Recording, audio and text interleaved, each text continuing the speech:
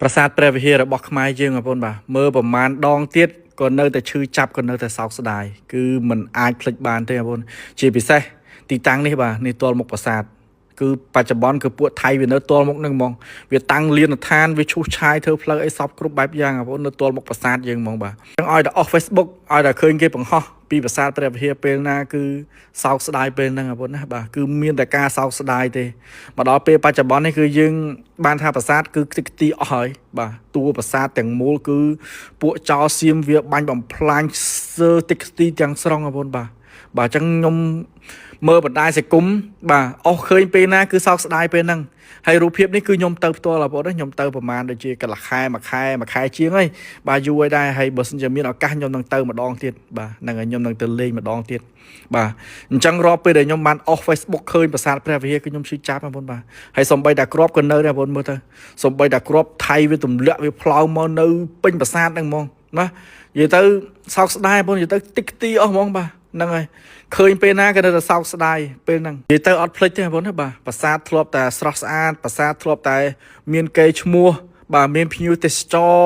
បាទទាំងក្នុងស្រុកទាំងក្រៅប្រទេសទៅទស្សនាឥឡូវបែរជាស្ងាត់ជ្រងំតិចទីអស់ណានៅតំបន់សមរភូមិទៀតបច្ចុប្បន្នបងប្អូនបាទហ្នឹងហើយតិចទីអស់ហើយនៅទល់មុខប្រាសាទពួកអាចោសៀមវាតាំងលៀនដ្ឋានវាឈូសឆាយទៅបាទបងប្អូនសោកស្ដាយខ្លាំងមែនតើមើលតែក្របផ្លោងវាបាញ់មកបាទបែកបាក់ផ្ទាំងប្រាសាទថ្មប្រាសាទឡើងរាយប៉ាយពេញហ្នឹងបងប្អូនបាទ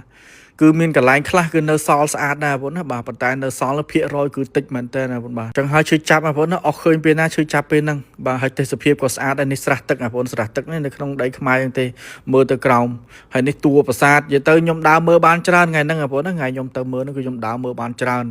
បាទនេះផ្កាឈូកបងប្អូនបាទនេះផ្កាឈូកអមផ្លូវកណ្ដាលឡើងទៅលើប្រាសាទហ្នឹងផ្កាឈូកគឺកន្លែងខ្លះបែកបាក់កន្លែងខ្លះអត់ហើយនៅលើប្រាសាទអស់ចាមែនតើគឺមានស្រះទឹកបងប្អូនគេហៅថាស្រះស្រង់នៅលើនឹងទៀតมันគួរឲ្យជឿឲ្យស្រះនេះអត់រីងទឹកបងប្អូនមើលទៅឃើញនៅទឹកនេះបាទខែប្រាំងក្តៅងាងណាទឹកនៅតែមាននៅក្នុងស្រះស្រង់ហ្នឹងអស់ចាមែនតើបងប្អូនបាទនិយាយទៅប្រាសាទព្រះវិហារហ្នឹងនៅលើភ្នំហ្មងហើយមានស្រះស្រង់ស្រះទឹកនៅលើហើយដែលទឹកហ្នឹងអត់រីងទៀតអត់ខាស់អត់ស្ងួតទៀតមិនធម្មតាបាទនេះផ្លូវឡើងទៅលើប្រាសាទនេះបាទកាលពីមិនទាន់បែកបាក់គឺមានភ្ញៀវទេសចរទៅលេងហើយគេមានដាក់កម្មចដាលឡើងដូចយើងនៅសៀមរាបអញ្ចឹងបងប្អូនបាទប៉ុន្តែឥឡូវគឺខ្ទេចទីអស់ហើយបាទហើយនេះផ្លូវឡើងចុះប្រាសាទបងប្អូនណាបាទព្រោះឯប្រាសាទមានច្រើនវាមានហើយមើលក្របផ្លោងនៅអំបែងសោះពេញហ្នឹងបងប្អូនណាបាទហើយនេះខ្ញុំថតចាប់យកកន្លែងផ្ទះក្រហមបងប្អូនណាបាទពីដើមឡើយខ្មែរយើងអ្នកកិនកាប់ទេនេះផ្ទះក្រហមហ្នឹងឥឡូវថៃវាដាក់ទងជីទៅវិចនៅឃើញផ្ទះក្រហមពីរហ្នឹងគេដំណើររបស់ខ្មែរយើងទេបាទសោកស្ដាយមែនទេ